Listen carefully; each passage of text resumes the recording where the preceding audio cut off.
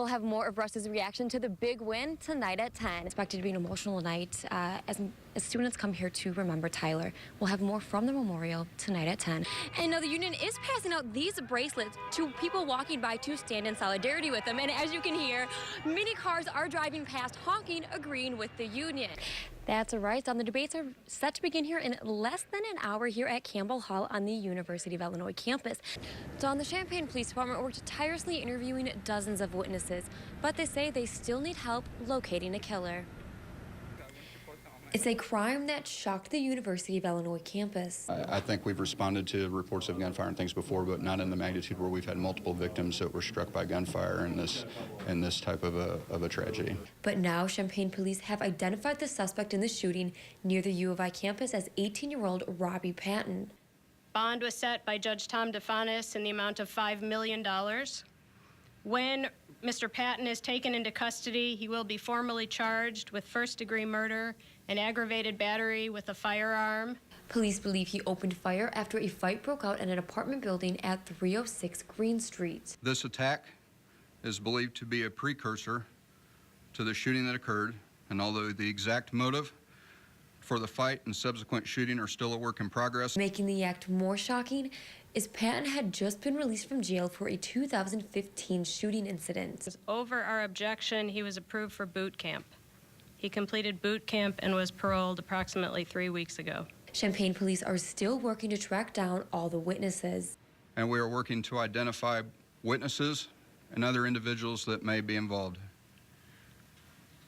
If you were present on this video, or if you watch this video and recognize someone in the video, we would ask that you contact the Champaign Police Department, saying even something small can help them find the alleged killer. Often it's a lot of times that people who were present think that they may not have something that's important or relevant, and sometimes that's the missing piece of the puzzle. And now Champaign police do believe that Robbie Patton is still in the area. For how long he will remain here is unknown. Of course, if you have any information about his whereabouts, please contact the Champaign Police Department. Live in Champaign, Michon Lindstrom, WAND News. Tucked away in the cornfields of Champaign sits a church that is full of history.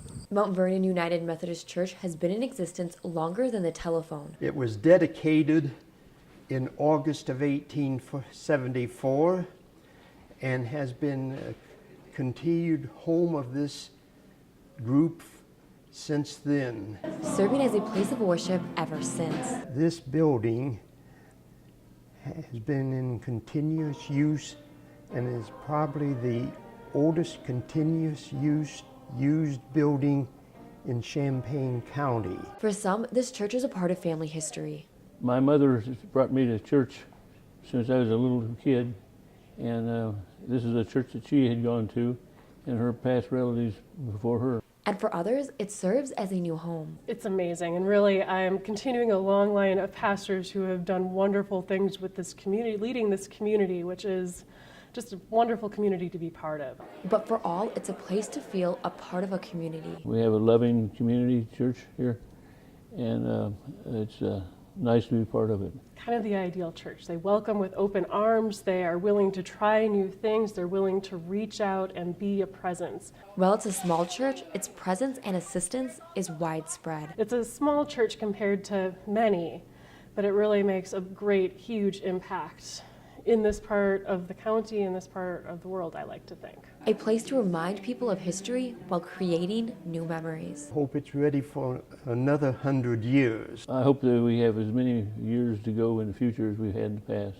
It's a referendum that has failed twice before. Educate themselves about what this referendum is about. It's a very different plan than what has been on the ballot before, and I think that's really critical. A lot of the information that had been gathered from the previous two referendum tries and kind of put it all together, brought the community in, and really worked through that together as a community on deciding what this next referendum question was. And so that's really what's being presented to the voters now. But the Champaign Unit 4 school facilities referendum is gaining support. We have a great opportunity to make the investment that our community needs to push it forward, to give our students, staff, faculty, and really the community, the schools that they deserve. The school board has been working to educate the community about the plan. We're really trying to get that information out to really anybody who wants to wants that information. And listening to what the community has to say. I think we're getting pretty good feedback.